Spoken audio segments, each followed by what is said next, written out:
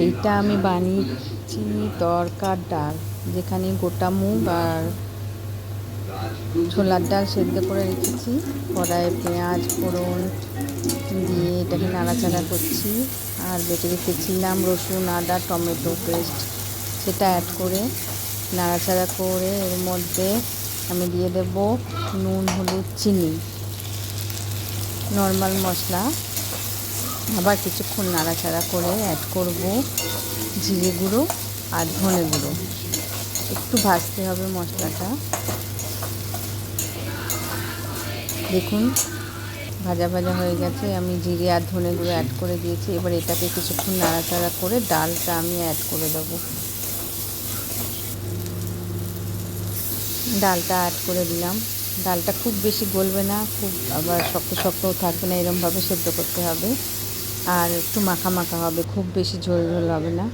তো যেহেতু এটা এগ তড়কা বানাচ্ছি ডিম দিয়ে, তো আমি দুটো ডিম এই ডালটার মধ্যে দিয়ে ওর মধ্যেই ফেটিয়ে একটু নাড়াচাড়া করতে থাকবো আস্তে আস্তে। ডিমটা ওর মধ্যে থাকতে থাকতে একটা অন্যরকম কালার এসে যাবে। আর আমি আগের দিন না মাংস বানিয়ে রেখেছিলাম, তার জন্য একটু ঝোল আমি উঠিয়ে রেখেছিলাম, সেই ঝোলটাও আমি এর মধ্যে অ্যাড করে দেবো। এই এগ তড়কার মধ্যে মাংসের ঝোল অ্যাড করলে ওর টেস্টটা দ্বিগুণ হয়ে যায়। যদি আপনারা অ্যাড করতে চান করবেন, নিরামিষ বানালে ডিম অ্যাড করবেন না বা মাংসের ঝোলেরও দরকার নেই। দেখুন এবার আমি অ্যাড করে দিয়েছি গরম মশলা। গরম মশলা অ্যাড করে দেওয়ায় একটু নেড়ে চেড়ে আমি মাংসের ঝোলটা দিয়ে দেবো। দেখুন কালারটা কত ভালো এসছে না, খেতেও ভালো হয়। দোকানের তড়কা এনে খেলে আমার দেখেছি আমি যে পরের দিন পেটে একটু অসুবিধে হয়। যতই বাইরের খাওয়া টেস্টি হোক, কিন্তু একটু তখন গন্ডগোল থাকে। এবার আমি মাংসের ঝোলটা অ্যাড করে দিলাম। এটা রুটি পরোটা নান আপনার যা দিয়ে খেতে ইচ্ছা হয় খাবেন।